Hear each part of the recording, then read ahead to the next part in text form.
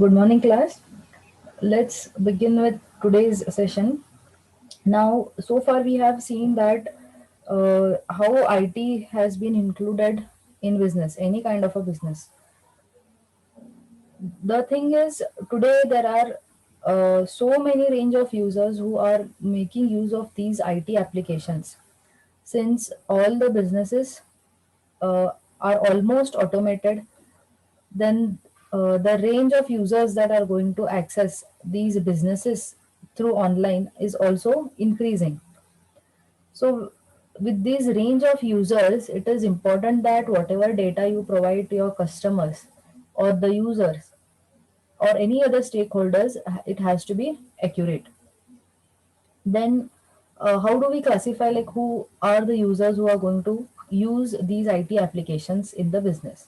So you can see here we have four categories, and along with this we again have three more categories which are generalized. Like say there are employees who are working in a particular business or organization, then the partners who are involved in that particular business, then various other stakeholders who are a part, who are related indirectly or directly with that particular business, like suppliers, customers. Then you have investors, analysts. So all these, the general public. So you can see that some of them are directly related to business and some are indirectly related.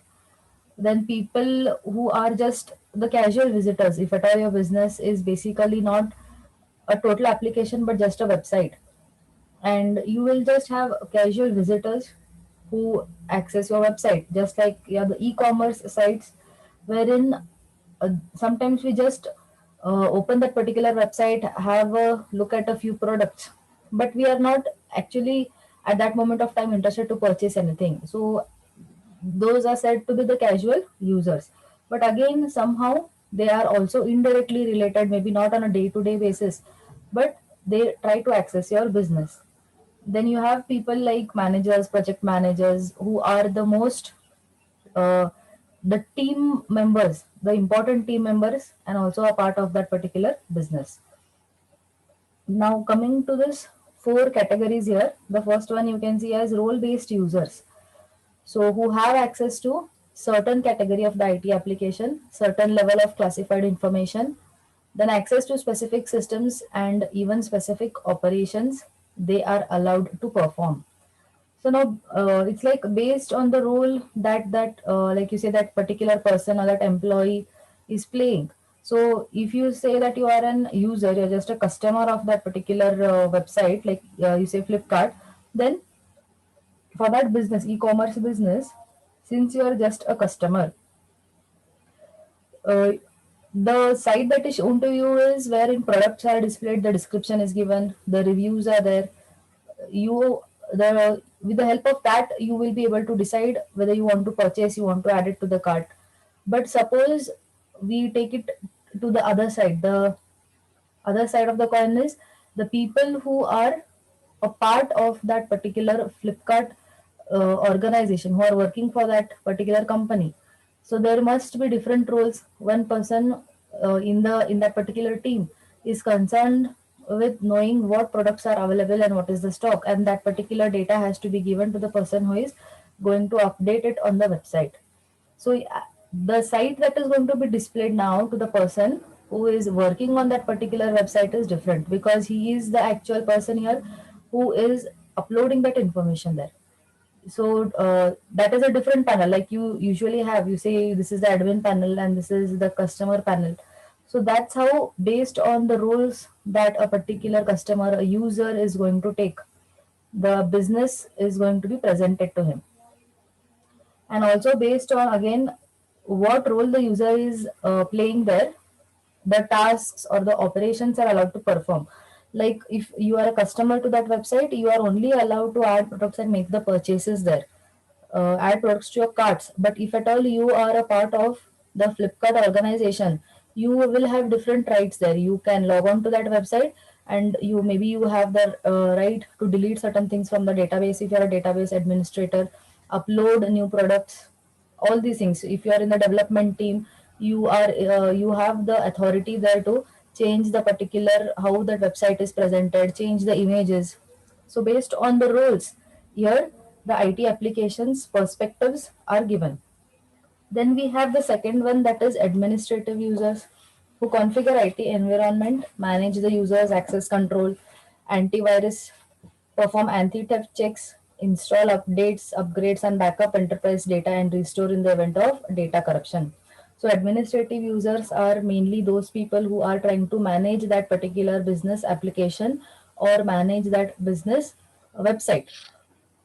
So these people have all the authorities, like who are allowed to access. Like you say that when you tend to develop your websites for the projects, you say that admin has the right whether give he can accommodate that user in that particular website or no. So again, this changes based on the business. All the authentication of the username and password, because if you're going to have certain online transactions, then security comes into picture. So these all things, the data which is stored from the users into the server or into the database has to be uh, safely and securely kept. So that is, all these things will come under the administrative users. Then we have third one, knowledge workers or analytical users who discover new patterns in enterprise data to help business make innovative moves in the marketplace for competitive advantage. So these are those analysts who are continuously taking the data, and the data that is stored, they are working on that data, they're trying to analyze it. Now, for example, uh, you say that over Flipkart, you get to see certain mobile products which the users ratings are good, and they always, that stock should always be available. That mobile say that it is always in demand, and these people who are working on that data definitely know that by the orders that are placed or by the demand in the market they are studying. So they are sure that there is going to be a demand for this product, and they well in advance, since they are studying the data, they are able to predict and how much will it run in the market. So they can definitely use this knowledge to tell that organization that we need to purchase more of these products and display it so that the user is able to purchase them. So this is, they are basically trying to study that data whatever is available to them.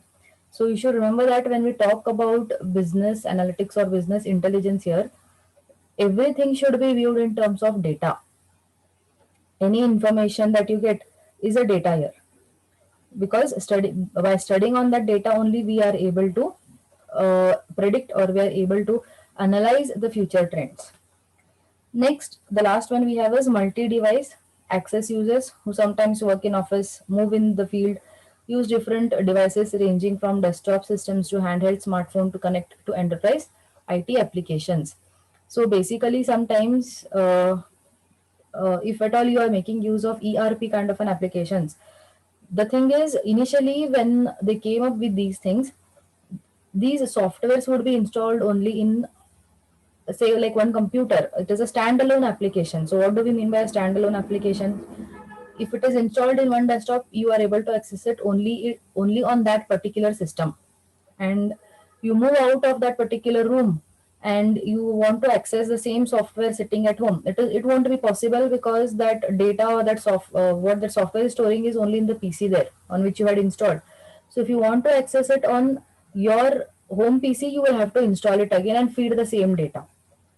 But now, since everything is turning to be online, sometimes you know that the current situation is when it's work from home. So the same data what people used to have when they were working in the offices, they need access to that same data. So maybe some people are working on field there, so they will want to access the same kind of a software and the same data. So every this multi-device access users are those who will want access to these IT applications globally. So this is where cloud servers come into the picture, and you develop such IT applications for these users, multi device users who sometimes are at office, who are sometimes on site, who can sometimes work from home, who want to access the data sometimes over the smartphones. So these you have to develop applications keeping in mind even these users who could want to access the same data everywhere. So this is about information users and their requirements. Then after this, we have come to the main part now. I'll repeat once again that in business intelligence or in business analytics, everything is to be viewed as a data. All the information that we gather, it is to be viewed as data. So what is a data? It could be anything. It could be your name. It could be a mobile number. All such small things will also contribute to being a part of data. Then uh, this is the general definition. We say your name is data, the mobile number is a data. So if you're talking about student, his roll number is going to be data, marks are going to be data. But since now everything is turning and the data is stored in the computer, is turning online, and we are trying to store the data over the computer, and we know that computers mainly store or mainly understand only binary language or the digital language. So the data that is stored electronically or the data that is stored over the computer in the digital format, and that data could be anything again. It could be a picture, it could be a document, a movie, or any other thing, just a text document, or you say you have downloaded a PDF and you have saved an email. Everything that is going to be everything such things are going to act as data, and since you're storing it or accessing it over your computers, it is called as digital data, because this data is not stored physically. Like the in the previous years, we would have to store such data, whether it is a student record or anything, the patient record, especially in the healthcare systems. Everything was manual. You had a file there, the case papers, the student details or the forms, everything was put in the file or written in the book and stored. But now the same data is stored in the computer digitally, so it is going to be called as a digital data. So DD there stands for digital data. So just read it once again. Definition of digital data. It is defined as the data that is stored on digital format, maybe in the form of a picture, document, or video. It is the data that is not physical but stored in digital form. Then we have understood the definition now. We are coming to the next part, that is how the data is classified. So it is mainly classified into three forms. Okay. You have unstructured data, you have semi-structured data, and you have structured data. Study of unstructured data, or you can say you can these three together is the unstructured data, semi-structured, and the structured data. Three together, they are collectively called as big data. You must have come across this term, big data. So what is big data? Big data includes unstructured, semi-structured, and structured data. So you can again, for projects, you can have lot many projects on unstructured data. There are many people who are doing research on unstructured data, who are developing projects on unstructured data. So we'll understand one by one what is unstructured data, semi-structured, and structured data. So far, have you understood or you have any doubts? You can ask before we Understood, proceed. ma'am. Understood? Okay, so Understood. let's proceed now. Keep in mind again, everything over the internet is again said as a digital data now.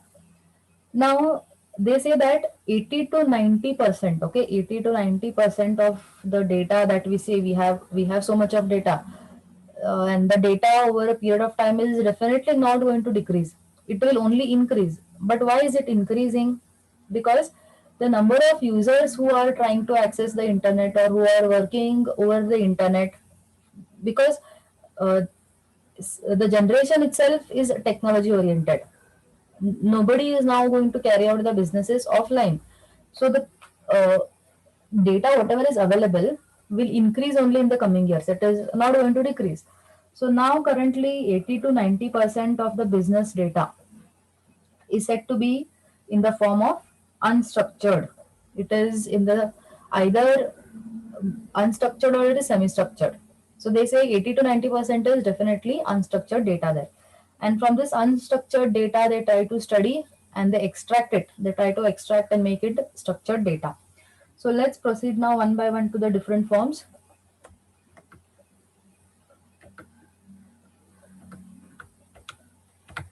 Okay, I will tell you what unstructured data is.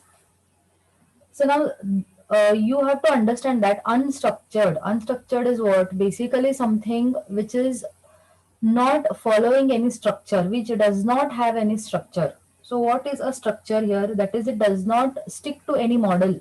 It, like say that it does not follow any, you when I say a structure means you can imagine a table. When I say table, what is it? Rows and columns are there. So there is certain model there. So when I say RDBMS or I say DBMS, what comes to your mind? You imagine a table there, you imagine different fields, and you imagine their data types. So there is some structure that you follow. There is some syntax for that too when you try to store that particular data here. So, but in unstructured, it is the exactly opposite. The unstructured data does not have any model, it does not follow any structure there. It is organized in any random order. So such a data is called as unstructured data. Now, how to understand this? What could be the examples of these? So the examples here could be a social media conversations. So why a social media conversation is unstructured? See, whenever you're having a conversation, take any one example, whether you're trying to communicate over Facebook or you're having communication over WhatsApp. Is there a specific format? Do you stick to the number of words there in a particular chat? Do you stick to the particular format, like first I have to have text, then one image will be there, then video will be there? Is there a structure that you're following? No. The data also that you have in the chats, sometimes it could be two words, sometimes it could be one paragraph. So it is unstructured. There is no particular format there. So that is why such social media conversations, or then you can say even open-ended conversations. What are open-ended conversations? Wherein you ask a question to the user, and the user or the customer has a freedom to reply. He can have a paragraph. When he is trying to reply, he can just say yes or no. So such things wherein the user, it depends on the user how he wishes to respond, will be called as an open-ended conversations. Then you had this in software engineering. What are closed-ended conversations? Wherein the answer that you get from the user is definite. Like you present a form to the user with options there, like multiple choice questions. So all of the users, whoever are given that form, will have no choice but to tick any one option. So it is fixed. The format is fixed there. The structure is fixed. But when I say open-ended conversations, it means that the user may answer, may not answer. He may answer in one long paragraph or one page. He may answer just in a single line. Like for example, the feedback forms. They are open-ended conversations. Then again examples are PowerPoint presentations, because again in the PowerPoint presentations we do not have any particular format. There is no particular structure there. A PPT might just include only images. It can include text and images. It could include only videos. So there is no fixed structure. Then some more examples could be just images, videos, the research letters, or body of an email. See, specifically I'm saying that body of an email here. Whenever you write an email, you have the subject on top. I mean, before that, you have to whom you want to send. They are your recipients to whom you want to send. Then you come across the subject, and then you have body of the email. So when you come to body of the email, there it is not again. You are not going to stick to the format or any particular, like only 4 lines will be written, only 10 lines will be written. I will not include any images. No, nothing is fixed there. You can just, it's up to the user who is trying to write that email. So this is called as unstructured data. Is this understood? Yes, ma'am. Yes, all of you, did you get what is an Yes, ma'am. unstructured data? Okay. Yes, ma'am. Yes. Yes, ma'am. Now we'll move to the next one, that is a semi-structured data. Semi means partial.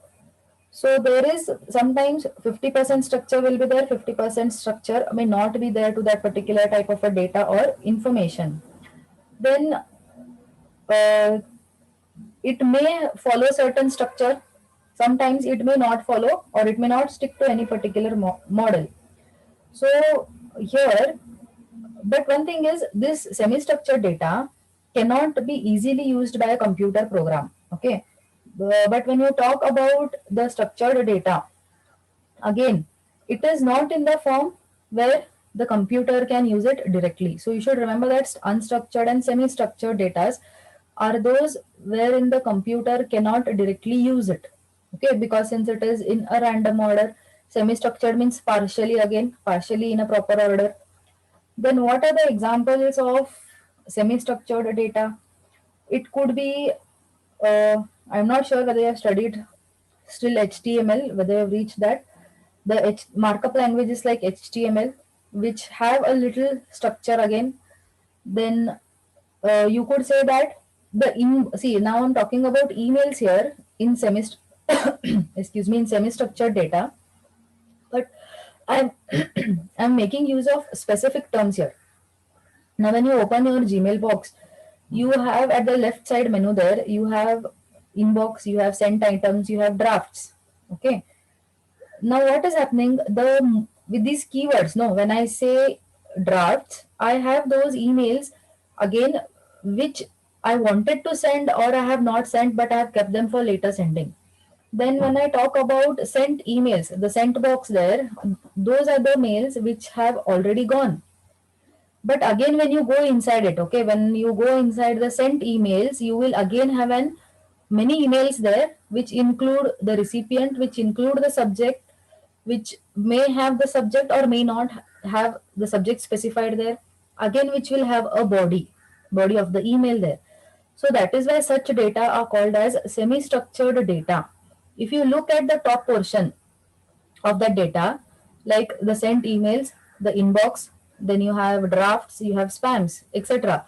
So these with the keywords, these are able to extract that data only which are sent or only which are saved in the drafts, only that data which has yet to be sent.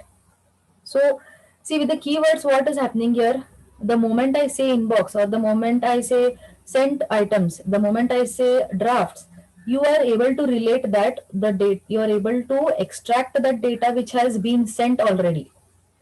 So when I say sent, it does not include any emails which are still pending. Those emails will go to the outbox.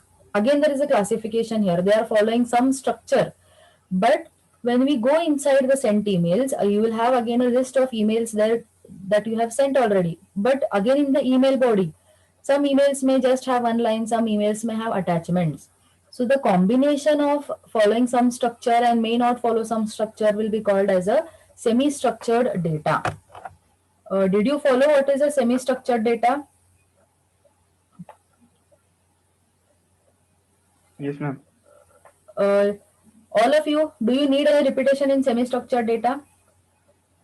No, ma'am. Okay.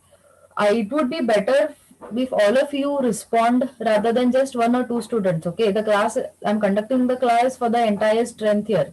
It's not just for one or two students. So, as a teacher, we want some acknowledgement from your side whether you understand or not. So, please respond, all of you. It will not take much time for you to unmute your mic and just say yes or no. Next, we come to structured data. Now, this structured data is definitely that data wherein everything is in a proper format. So, it could be arranged in, just say, in the form of rows and columns, if you talk about databases, or it could be arranged in any other format, but there is some format that is going to be followed here. So, the most common example is wherein you try to organize the data in the form of rows and columns. And definitely such data can be easily understood by computers. Why do you say it can be easily understood? Because if you talk about the database table, okay, have a look here. This is a health card, the patient's health card that is shown to you here, okay. The name of that particular healthcare is Good Life. Now have a look what are the fields that they have. They have patient ID, nurse name, patient name, body temperature, date is there, patient age and blood pressure. So they are basically trying to store all these records of any particular patient. And then at any given point of time, when you want to access a particular patient's body temperature, so how easy it is going to be? You also in database you just write a simple query there to access the body temperature. If these fields were given and you had a table to store this, so accessing such data at any given point of time becomes easy. So the computer also can easily work on such kinds of data with the help of commands, because there is some relationship that is existing here. The database talks about ER relationships, entity relationship diagrams. So you're trying to establish a relation between the fields that are there. So if I say today I want the patient ID and that particular patient ID's nurse who is working on that who is working on that particular patient. So it becomes easy to access. If I need the blood pressure along with the patient name here, again it becomes easy to access. So here you can see the data is going to be organized in terms of rows and columns. Basically, we are trying to store it in terms of a table there. Best example is again your database. It could again be your Excel sheets, because in Excel also you see you have rows and columns. You have numbers and you have the alphabets for a particular cell. The address of that cell is understood with the help of the reference that is given with the alphabet and that particular uh, numbers that are present. So Excel sheets are best examples. Then again, why are these basically, what is the use of the structured data? Because it mainly concentrates on data entry.